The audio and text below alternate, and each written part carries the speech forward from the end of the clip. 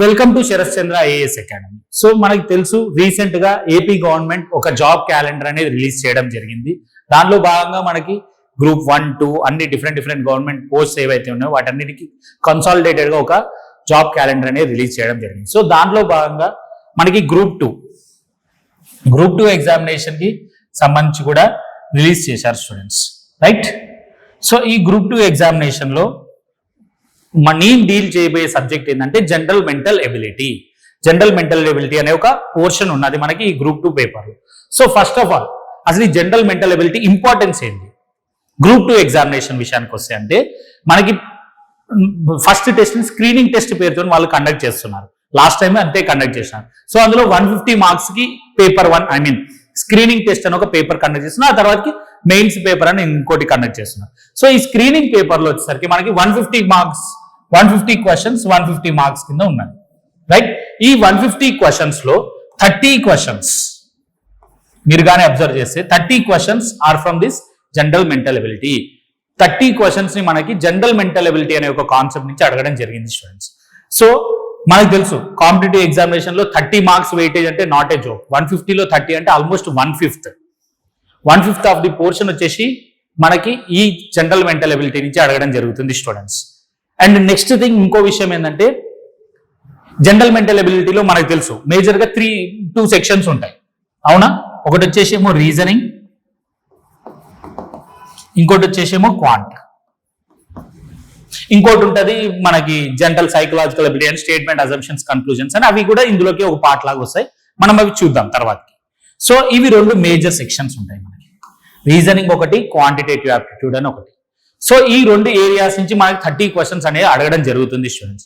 So ఈ 30 questions లో గాన నేను చెప్తున్నాను సార్ 25 అటెంప్ట్ చేయొచ్చా? లేదు, ఆల్మోస్ట్ 28-29 కరెక్ట్ మార్క్ చేయాల్సిందే. ఎందుకంటే ఇట్లాంటి కాంపిటేటివ్ ఎగ్జామినేషన్ లో ప్రతి మార్క్ కూడా ఇంపార్టెంట్. సో 30కి 30 తెచ్చుకోవాలని నేను డెఫినెట్ గా చెప్తా. అండ్ స్కోప్ ఉన్నది కూడా ఈ సబ్జెక్ట్ లో, ఆ స్కోప్ కూడా ఉన్నది. జిఎస్ విషయానికి వచ్చింది అనుకోండి, 30 క్వశ్చన్స్ ఏదైనా టేక్ ఫర్ ఎగ్జాంపుల్ పాలిటీ అనుకోండి, పాలిటీ నుంచి 30 క్వశ్చన్స్ అడుగుతారు అని తెలిసింది మీకు. సో పాలిటీలో 30కి 30 రావడం అనేది కొంచెం కష్టం, ట్రై చేయొచ్చు, but rarest of the rare. But మన దాంట్లో మన సబ్జెక్ట్ విషయానికి వస్తుంది అంటే 30 క్వశ్చన్స్ లో ఖచ్చితంగా 30 మార్క్స్ తెచ్చుకోగలుగుతాం కూడా పర్ఫెక్ట్ గా ప్రాక్టీస్ చేస్తే. స్కోప్ ఉన్నది ఇక్కడ. సో స్కోప్ ఉన్నప్పుడు మనం ఫుల్ మార్క్స్ స్కోర్ చేయడానికి ట్రై చేయాలి. అంటే 30 క్వశ్చన్స్ లో నువ్వు 30 క్వశ్చన్స్ పర్ఫెక్ట్ గా అండ్ కరెక్ట్ గా మార్క్ చేయాలి. అప్పుడు మీరు ఒక్కసారి ఆలోచించండి మన ర్యాంక్ ఎక్కడ ఉంటుంది కాంపిటీషన్ లో.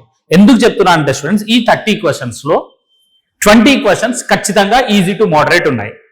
అంటే కొంచెం ఈజీ, కొంచెం యావరేజ్ క్వశ్చన్స్ లాగా అడుగుతారు. సో ఆ 20 క్వశ్చన్స్ ని మాక్సిమం నెంబర్ ఆఫ్ స్టూడెంట్స్ చేస్తారు. ఇంకా 20+ నుంచి ఇంకా ఒక్కొక్క మార్క్ పెరుగుతున్న కొద్దీ మీ ర్యాంక్ అంతా బెటర్ అవుతుంది. అంటే 21 మార్క్స్ ఒక ర్యాంక్ వస్తుంది, 22 మార్క్స్ ఒక ర్యాంక్ వస్తుంది. అంటే ఈ ఒక ఆ ర్యాంక్ కి ర్యాంక్ మధ్యలో ఈజీగా మధ్యలో ఒక 2000-3000 డిఫరెన్స్ కూడా ఉంటుండొచ్చు. ఎందుకంటే అంత వేరియేషన్ అనేది ఉంటుంది మనకి. ఒక్క మార్క్ డిఫరెన్స్ తోని ఎంతమంది జాబ్స్ కోల్పోయినారో కూడా తెలుసు మనకి. సో ఇందులో 30 క్వశ్చన్స్ లో మనం 30 క్వశ్చన్స్ అటెంప్ట్ చేయాల్సిందే. 30 క్వశ్చన్స్ లో నేను 28 చేస్తా 29 చేస్తా కాదు, మనం 30లో 30 డెఫినెట్ గా అటెంప్ట్ చేయాల్సిందే. అండ్ దట్ ఆ 30 క్వశ్చన్స్ కూడా కరెక్ట్ అవ్వాలి. ఏదో అటెంప్ట్ చేసినామంటే అటెంప్ట్ చేసినట్టు కాదు, 30లో 30 కూడా కరెక్ట్ అవ్వాలి. అట్లా ప్రాక్టీస్ చేయాల్సిందే మనము. ఓకే, చెప్తున్నాను కదా స్టూడెంట్స్, 20 క్వశ్చన్స్ వరకు ఈజీ టు మోడరేట్ ఉంటాయి. ఆ పైన 10 క్వశ్చన్స్ ఉంటాయి చూసిరా, అవి ఇంపార్టెంట్. అందరు స్టూడెంట్స్ ఎట్లా ప్రాక్టీస్ చేస్తారంటే ఇన్ జనరల్ గా, సార్ నాకు ఇందులో ఈ 30లో నేను కొంచెం మ్యాథ్స్ లో వీక్, ఒక 20-22 మార్క్స్ తెచ్చుకుంటాను, మిగతా నేను జిఎస్. అట్లా కాదండి. మీరు జిఎస్ ఎట్లా చదువుతారో ఇది కూడా అంతే చదవాలి, అంతే ఇంపార్టెన్స్ ఇవ్వాలి. అప్పుడైతేనే మీరు ఈజీగా క్లియర్ చేయగలుగుతారు పేపర్ని, లేకపోతే కష్టమవుతుంది. సో 30 క్వశ్చన్స్ లో 30 అటెంప్ట్ చేయాల్సిందే, 30లో 30 కరెక్ట్ అవ్వాల్సిందే. అట్లనే మైండ్ సెట్ ఉండాలి మనకి. అంతేగాని నేను మ్యాథ్స్ లో కొంచెం వీక్, 20 అటెంప్ట్ చేస్తా, 25 అటెంప్ట్ చేస్తా, నాకు ఇందులో ఒక 15-16 కరెక్ట్ అయితే, అట్లా కాదు. ఎందుకు చెప్తున్నానంటే మన తెలుగు స్టేట్ లో మ్యాథ్స్ ఎంత స్ట్రాంగ్ హోల్డో చాలా మంది స్టూడెంట్స్ కి తెలుసు, చాలా బాగా చేస్తారు కూడా. సో అందుకోసమే 30లో 20 క్వశ్చన్స్ ఆన్ అన్ యావరేజ్ ప్రతి ఒక్క స్టూడెంట్ చేస్తాడు. ఏది నిజంగా ఏదో నామకే వాసే ఫర్ టైం బీయింగ్ అప్లై చేసి వదిలేసిన వాళ్ళ గురించి నేను మాట్లాడట్లేదు, సీరియస్ ఆస్పిరెంట్స్ గురించి మాట్లాడుతున్నా. సీరియస్ ఆస్పిరెంట్స్ మినిమం 20 చేస్తారు వాళ్ళు. ఓ మోస్తారుగా ప్రాక్టీస్ చేసినా మినిమం 20 చేసేస్తారు వాళ్ళు. ఆ మిగిలిన 10 ఉంటాయి చూసినారా, అక్కడనే ఇంపార్టెంట్. సో ఆ 10 లో కూడా 10 అటెంప్ట్ చేయాల్సిందే మనం. సో ఆ మైండ్ సెట్ తోనే ఉండాలి. 30 క్వశ్చన్స్ లో 30 క్వశ్చన్స్ మనం అటెంప్ట్ చేయాల్సిందే. అట్లయితేనే మనం ఈజీగా పేపర్ ని క్లియర్ చేస్తాం. నెక్స్ట్ టైం ఫ్రేమ్ ఎట్లుంటాయంటే క్వశ్చన్స్ కూడా 30 క్వశ్చన్స్ లో అన్ని కూడా 1 minute లో సాల్వ్ రాదు ఆన్సర్. అట్లనే అన్ని కూడా 10 seconds లో రాదు. సో ఎట్లుంటది అంటే కొన్ని క్వశ్చన్స్ 30 seconds లో వస్తుంది ఆన్సర్, కొన్ని క్వశ్చన్స్ 40 seconds లో వస్తుంది, కొన్ని క్వశ్చన్స్ కి 2 minutes టైం తీసుకుంటుంది. సో నువ్వు ఏ క్వశ్చన్ కి ఎంత టైం ఇవ్వాలో అంత టైం ఇవ్వాల్సిందే. అంటే 30 seconds కి ఒక ఆన్సర్ వస్తుందండి, మీరు 30 seconds లో ఆన్సర్ తెచ్చేసేయాలి. You should solve it and you should get the answer in 30 seconds. ఆ మిగిలిన 30 seconds ఎక్కడ వాడాలంటే ఇంకో క్వశ్చన్ ఉంటుంది, అక్కడ నీకు 1.5 minutes లేదా 2 minutes టైం పెట్టాల్సింది ఉంటుంది. సో నువ్వు ఈ 30 seconds అక్కడ కాంపెన్సేట్ చేయాలి, అక్కడే యూటిలైజ్ చేసుకొని రాయాలి. అంతేగాని నేను ప్రతిదీ టైం ఫ్రేమ్ చూసుకొని 1 minute లో వస్తే చాలు 1 minute అట్లా కాదు. 30 seconds లో వచ్చేది 30 seconds లో రావాలి, 1 minute లో వచ్చేది 1 minute లో రావాలి, 1.5-2 minutes తీసుకునేది 1.5-2 minutes తీసుకున్నా తప్పులేదు. బట్ అది ఎప్పుడు వస్తుంది, మీరు బాగా ప్రాక్టీస్ చేస్తే మీకే అర్థమవుతుంది. ఓకే ఈ క్వశ్చన్ ఈజీ, నేను ఇది వెంటనే ఆన్సర్ తీసుకురావాలి, ఈ క్వశ్చన్ మోడరేట్, ఇది కొంచెం టైం తీసుకుంటుంది, ఈ క్వశ్చన్ టఫ్, ఇది కొంచెం ఎక్కువ టైం తీసుకుంటుంది. ఇట్లా మీకు మీరే క్వశ్చన్ పేపర్ ని అనలైజ్ చేయగలిగే లెవెల్ కి కానీ ప్రాక్టీస్ చేస్తే అప్పుడు ఆబ్వియస్ గా 30కి 30 క్వశ్చన్స్ మీరు సాల్వ్ చేస్తారండి. అంతేగాని నాకు 20 వస్తే చాలు, 22 వస్తే చాలు ఇట్లా కాదు, 30కి 30 రావాల్సిందే. అదే మైండ్ సెట్. ఎందుకంటే పాత పేపర్స్ ఒకసారి అబ్జర్వ్ చేసి ఏమవుతుందంటే 30 out of 30 is actually achievable, అంటే మీరు తెచ్చుకోగలుగుతారు. 30 క్వశ్చన్స్ లో మీరు 30 క్వశ్చన్స్ అటెంప్ట్ చేయగలుగుతారు. సో అట్లాంటి క్వశ్చన్సే వాళ్ళు అడుగుతున్నారు. అక్కడేం డిఫికల్ట్ కాకపోతే ఏంటంటే కొంచెం ట్రిక్కీగా అడుగుతాడు. చెప్పినా కదా కొన్నిటికి ఎక్కువ టైం తీసుకుంటుండొచ్చు, బట్ నో ప్రాబ్లం, దాన్ని వేరే క్వశ్చన్ దగ్గర కాంపెన్సేట్ చేయాల్సింది ఉంటుంది మనం. అట్లని ప్రతిదీ టక ఆన్సర్లు వస్తాయని నేనేం చెప్పను, వస్తుంది, కొంచెం టైం తీసుకునైనా ఆన్సర్ వస్తుంది. సో ఈ విషయాలు గుర్తుంచుకోండి. మీకు మీరే ఒక జడ్జిమెంట్ బార్ లెక్క 20 మార్క్స్ వస్తే చాలు, 30లో 25 వస్తే కాదు, 30కి 30 రావాల్సిందే. ఎందుకంటే ఇక్కడ మనకు ఆ స్కోప్ ఉన్నది. అన్లైక్ జిఎస్ లో నువ్వు ఎంత మార్క్ చేసినా ఎక్కడో చిన్న డౌట్ ఉంటుంది, నా కరెక్ట్ ఆన్సరా తప్ప ఆన్సరా అని. బట్ ఇక్కడ మాత్రం అది ఉండదు. మీరు పర్ఫెక్ట్ గా కాన్సెప్ట్ ఒకటే తొందరపాటులో మిస్టేక్ చేసే ఛాన్స్ ఉంటుంది తప్పితే మీరు జాగ్రత్తగా క్వశ్చన్ చదివి జాగ్రత్తగా సాల్వ్ చేస్తే తప్పయ్యేటందుకు ఛాన్స్ ఉండదు.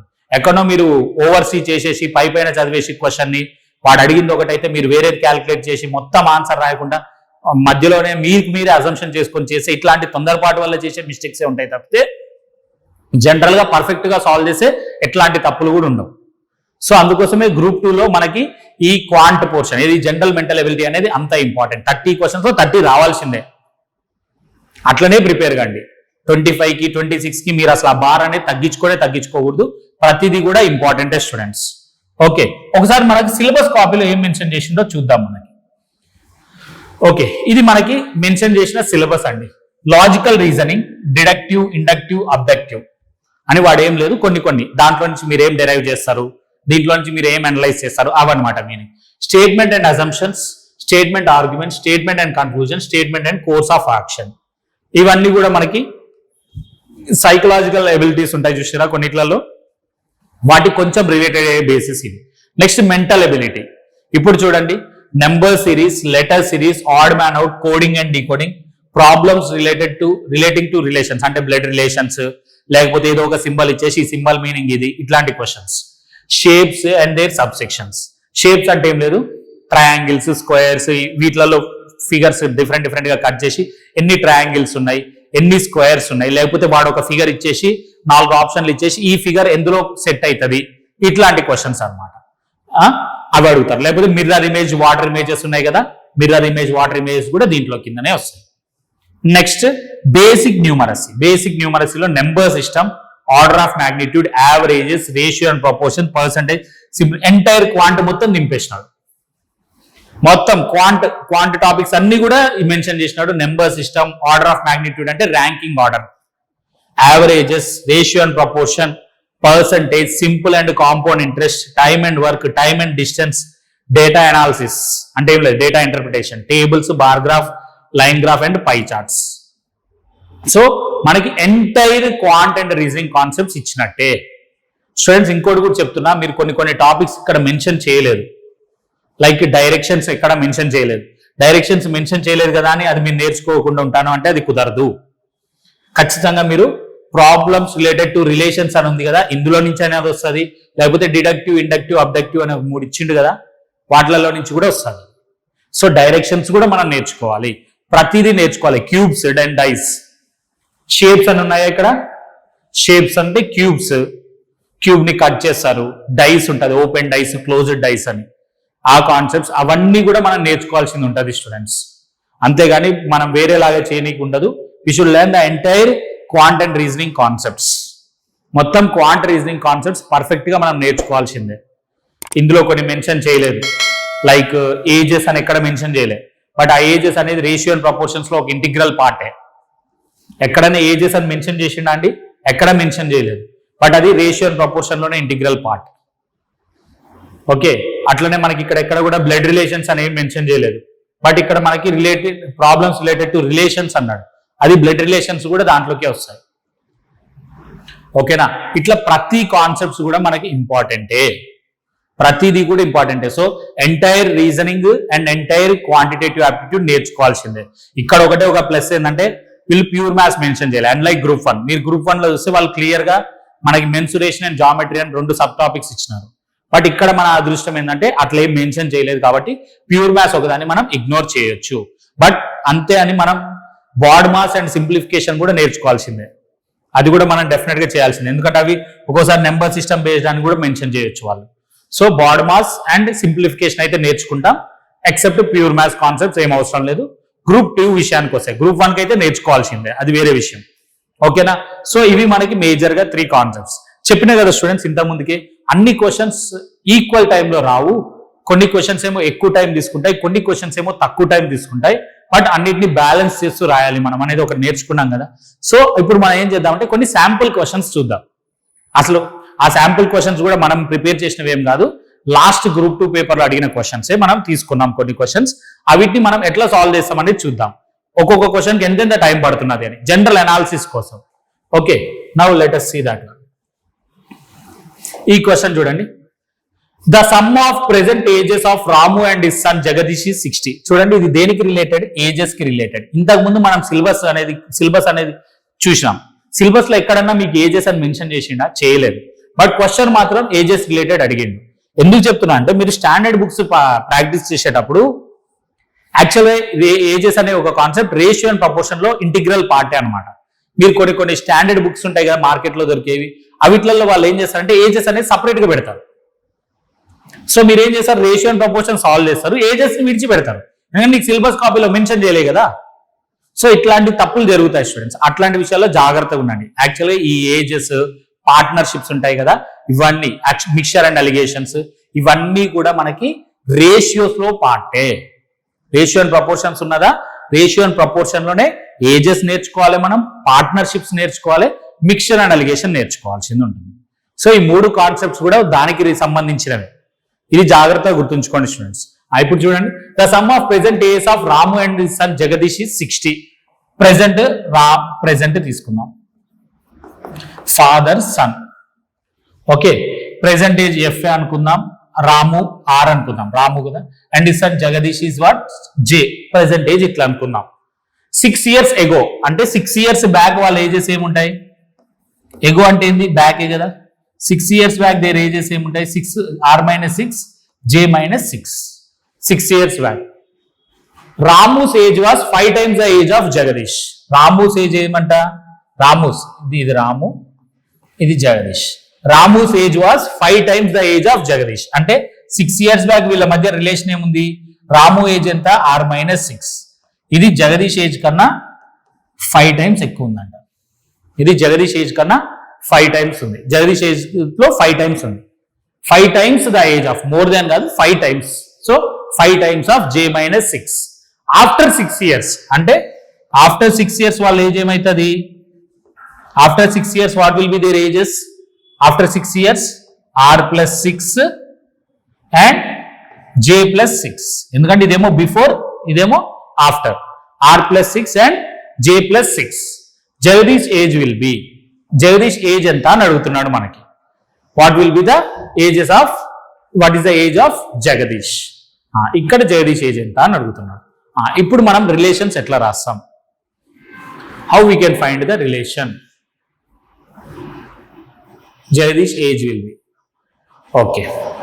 సో 6 years తర్వాతకి జగదీష్ ఏజ్ ఎంత అని అడుగుతున్నాడు. మనం ఫస్ట్ ఆఫ్ ఆల్ రిలేషన్ రాయొచ్చు కదా. ఇక్కడ ఆర్కి జేకి మధ్యలో రిలేషన్ రాస్తాం. ఇక్కడ ఇంకో ఈక్వేషన్ కూడా ఉంది మనకేంది, ఆర్ ప్లస్ జే ఎంత 60. సో ఈ రెండు ఈక్వేషన్స్ లో మనకు కావాల్సింది ఎవరేజ్? జగదీష్ కదా, జే కదా మనకు కావాల్సింది. సో జే కావాలంటే నేను ఏం చేస్తా, R is equal to 60 minus జేనా, ఇందులో నుంచి R is equal to 60 minus J, అంతే కదా. ఫస్ట్ ఈక్వేషన్ లో నుంచి నాకు జగదీష్ ఏజ్ కనుక్కోమంటున్నాడు కాబట్టి నేను ఆర్ వెళ్ళిపోవాలి, రాము ఏజ్ వెళ్ళిపోవాలి. ఒకవేళ రాము ఏజ్ కనుక్కోమంటే జగదీష్ ఏజ్ వెళ్ళిపోయేటట్టు చూసుకుంటాను నేను. సో అది మనం తీసుకుంటాం.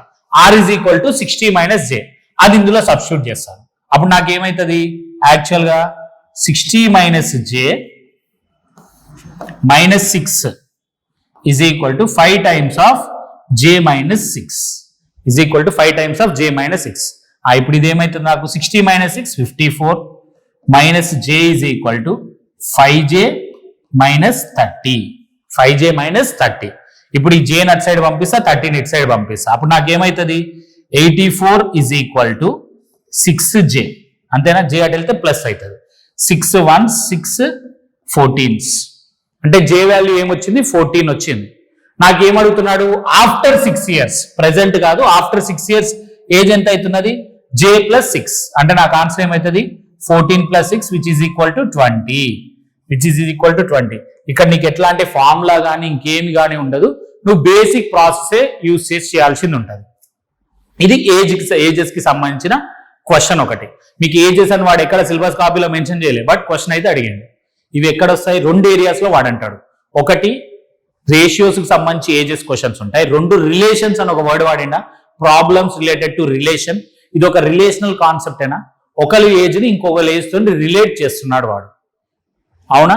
సో ఇవి మనకు అందులో అడుగుతారు, బట్ ఇవి నువ్వు ప్రాక్టీస్ చేయాలంటే ఎక్కడ చేయాలి, ఏజెస్ ప్రాబ్లమ్ సాల్వ్ చేస్తేనే ఇవి వస్తాయి. సో ఏ కాన్సెప్ట్ ఏది అనేది కూడా మనకు తెలిసి ఉండాలి స్టూడెంట్స్, ప్రతిదీ కూడా నేర్చుకోవాల్సిందే, రైట్. మనం నెక్స్ట్ ఇంకో క్వశ్చన్ చూద్దాం. See here, find out the odd one in the following series, different one in the series. మీకు క్వశ్చన్ లో ఆడ్ మ్యాన్ అవుట్ అని వాడు సిరీస్ లో క్లియర్ అయింది. సో ఇందులో మనకి ఈ సిరీస్ లో డిఫరెంట్ గా ఉన్నది ఏంటి అని అంటున్నాడు. 2 4 7 11.5 18.25 28.375 42.5625, రైట్. ఇది కదా మనకు మెన్షన్ చేసింది. ఇందులో డిఫరెంట్ గా ఉన్న నెంబర్ ఏంది అంటున్నాడు. ఫస్ట్ ఆఫ్ ఆల్ ఇవి ఏదైనా ఒక ప్యాటర్న్, ఇందులో ఉన్న ప్యాటర్న్ ని మనం గుర్తుపెట్టుకోవాలి. ఏం ఆర్డర్ లో వెళ్తుంది, లేకపోతే ఎట్లా ప్రోగ్రెస్ అవుతుంది. 2 4 దానికి ఛాన్స్ ఏమేమి ఉంటుందండి, ఇన్ జనరల్ గా +2 చేసి అవుతుంది, ఇంటూ 2 చేసి అవుతుంది, అవునా. ఇది ఒక పాసిబిలిటీస్, ఇవి 2 మాత్రమే. 2 + 2 4, 2 × 2 4. అదే కంటిన్యూ అవుతుంది ఆ ప్యాటర్న్ చూద్దాం. 4 + 2 6 కాట్లే, 4 × 2 8 అవుతలేదు, అట్లా కూడా వర్కౌట్ అవుతలేదు. స్క్వేరా, అట్లా కూడా వర్కౌట్. ఏం లాజిక్ ఉందండి యాక్చువల్ ఇక్కడ చూడండి, 2 + 2/2 + 1 ఏమవుతుంది, 2 1s 2 ఏమవుతుంది, ఇది 4 అవుతుంది. నెక్స్ట్ చూడండి, 4 + 4/2 + 1, 2 1s 2 2s, ఇదేమైతే 2 + 1 3, అంటే ఇది 7, అంటే దానిలో హాఫ్ +1 యాడ్ చేస్తున్నాను. నెక్స్ట్ చూడండి, 7 + 7/2 + 1, 7/2 అంటే ఏంది 3.5 + 1 4.5, 7 + 4.5 11.5. సో ఇప్పుడు చూడండి మీకు 2 4 7 11.5. ఇక్కడ వరకు సిరీస్ కంటిన్యూ అవుతుందా, నెక్స్ట్ చూద్దాం ఇంతే అవుతుందా అయితే లేదా. ఎక్కడైతే కాదో అదే మనకు ఆన్సర్ అయ్యేందుకు ఛాన్స్ ఉంటుంది. నెక్స్ట్ ఏంది 11.5 + 11.5/2 + 1, 11.5/2 ఏమవుతుంది 5.75 అవుతుంది. అప్పుడు ఇది మొత్తం ఏమవుతుంది 11.5 + 6.75, ఇప్పుడు ఇది ఏమవుతుంది 18.25 అవుతుంది. సో అది కూడా కరెక్ట్ గానే ఉంది కదా, అది కూడా కరెక్ట్ సిరీస్ లో. నెక్స్ట్ చూద్దాం, 18.25 + 18.25/2 ప్లస్ 1 ఏమొస్తుందో మనం ఒకసారి చూద్దాం. ఓకే, 18.25 ప్లస్ ఇదేమైతుంది నాకు 9.125 అంతేనా, 9.125 ప్లస్ 1 అప్పుడు ఇది నాకు మొత్తం ఏమవుతుంది 28.325 బట్ నాకు అబ్జర్వ్ చేసి ఇక్కడ ఏమొచ్చింది 375 వచ్చింది. సో ఇది నాకు ఆడ్ మ్యాన్ అవుట్. సార్ ఇక్కడ మీరు బాగానే ఈ లాజిక్ తొందరగా గుర్తుపట్టినారంటే ఏం లేదు స్టూడెంట్స్, మీరు ప్రాక్టీస్ చేయలేదు ఇంకా నేర్చుకోలేదు కాబట్టి మీకు కొంచెం టైం పడుతుంది. ఇట్లాంటివి మనం చాలా చేసి ఉంటాం, ఇట్లాంటి ఎగ్జాంపుల్స్ మనం చాలా చేసి ఉంటాం. అట్లా మనం ఆన్సర్ చేయడానికి ఐడియాస్ అనేది తొందరగా చేంజ్ చేస్తూ చెక్ చేస్తుంటాం అనమాట.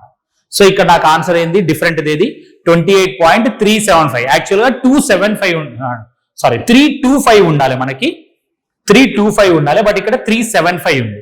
సో అందుకోసమే అది ఇక్కడ తప్పు. ఓకేనా, ఇట్లా మనం ఐడెంటిఫై చేయాల్సి ఉంటుంది. నెక్స్ట్ ఇంకో క్వశ్చన్ చూద్దాం. చూడండి, ఇది కొంచెం కాన్సెప్చువల్ క్వశ్చన్ స్టూడెంట్స్.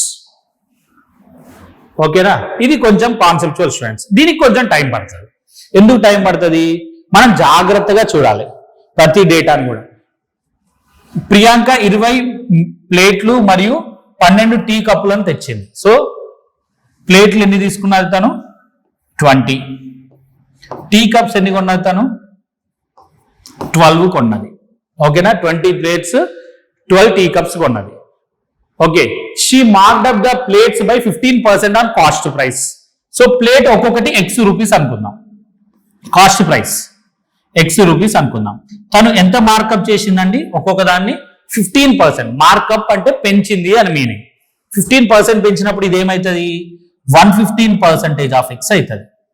ఎక్స్ కాస్త కాస్ట్ ప్రైస్ వచ్చేసేమో ఎక్స్ రూపీస్, సెల్లింగ్ ప్రైస్ ఏమైతుంది 15%. యాక్చువల్గా 100% ఉందా, 100% అంటే ఒరిజినల్ వాల్యూ, దానికి ఇంకో 15 యాడ్ చేస్తే అదేమవుతుంది 115% ఆఫ్ ఎక్స్ అయింది. ఓకే, బాగానే ఉంది.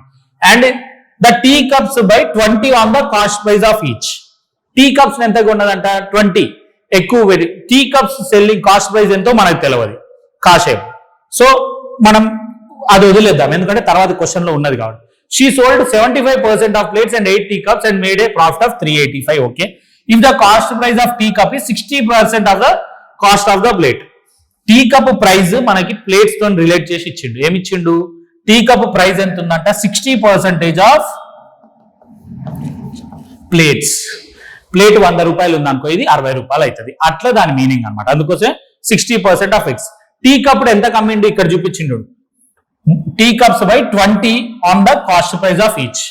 అది ఎక్కువ డబ్బుల కమ్మిండు, రూపీస్ 20 కదా.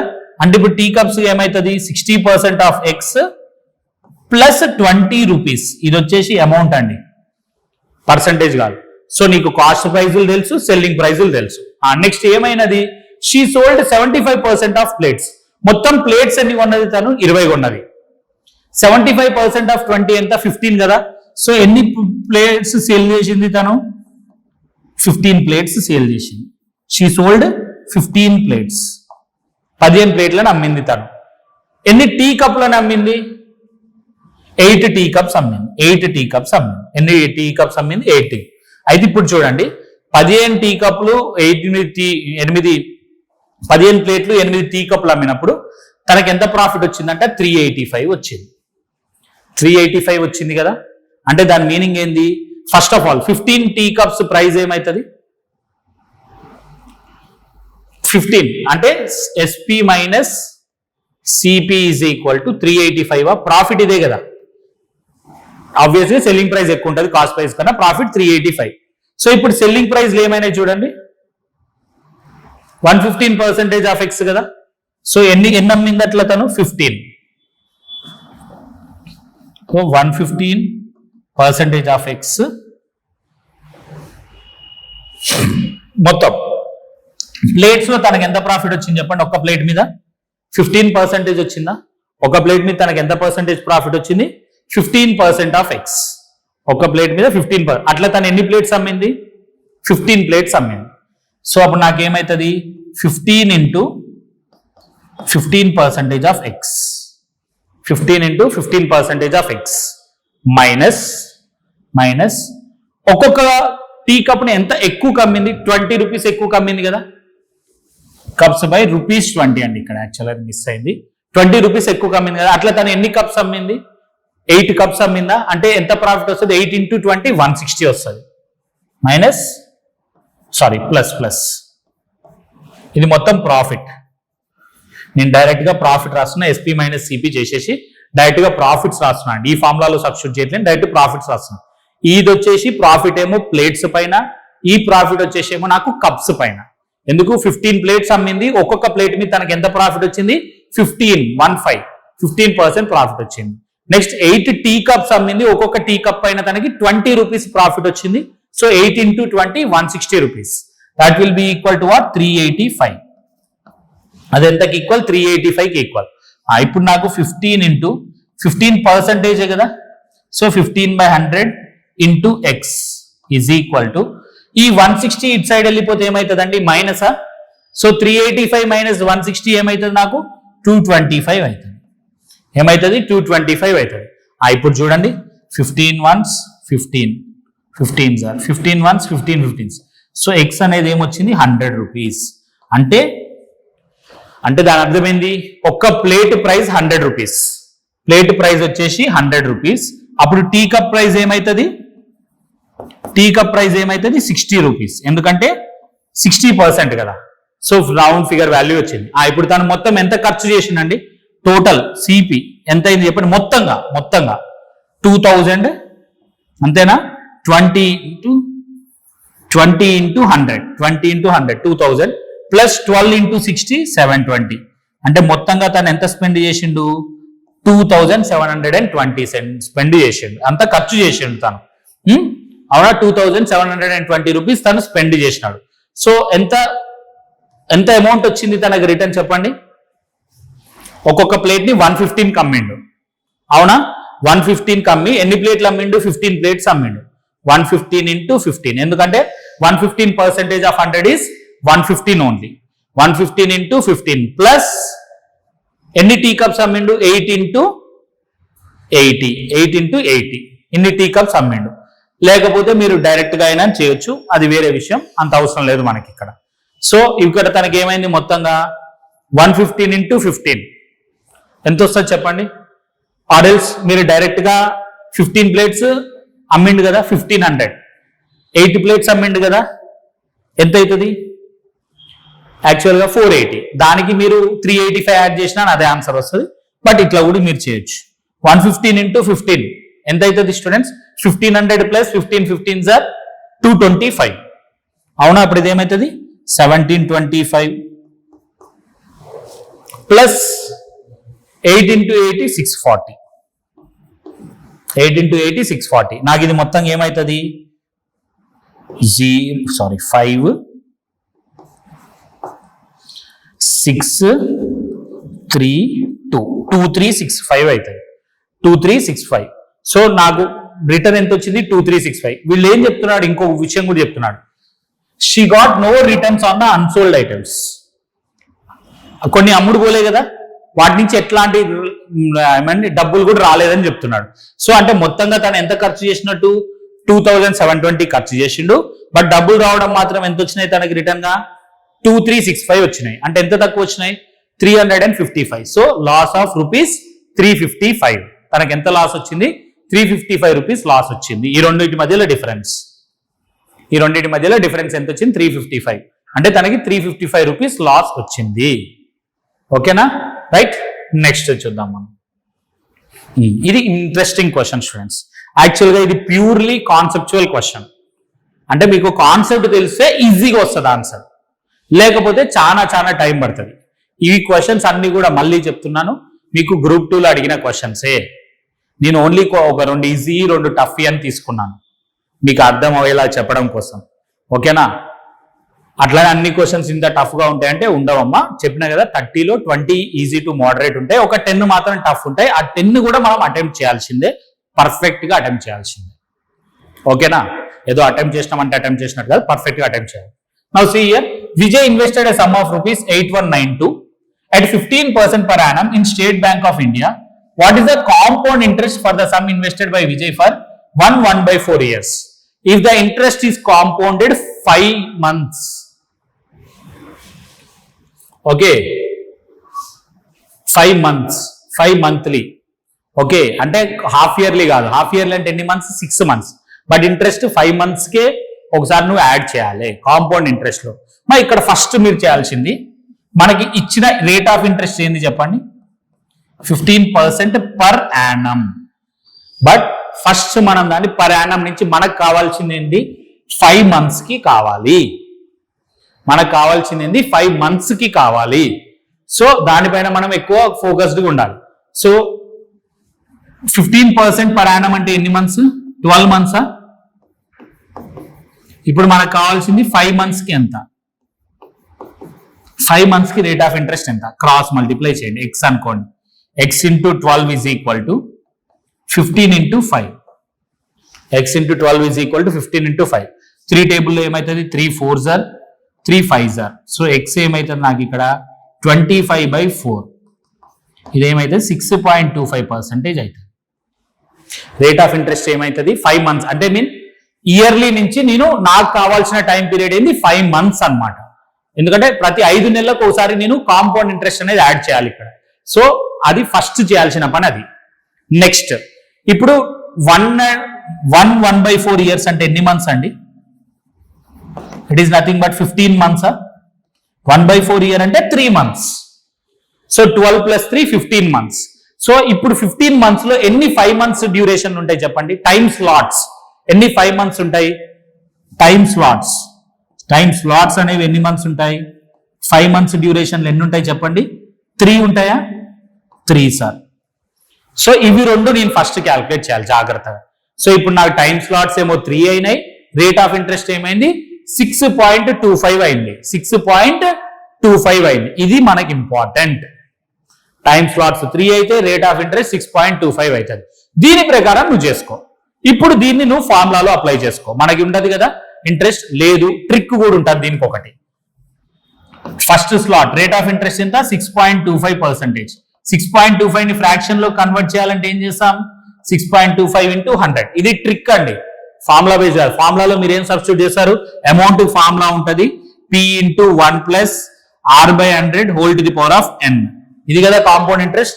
ఇక్కడ R ఏం తీసుకుంటారంటే 6.25, n ఏం తీసుకుంటారంటే 3 తీసుకోండి డైరెక్ట్ గా.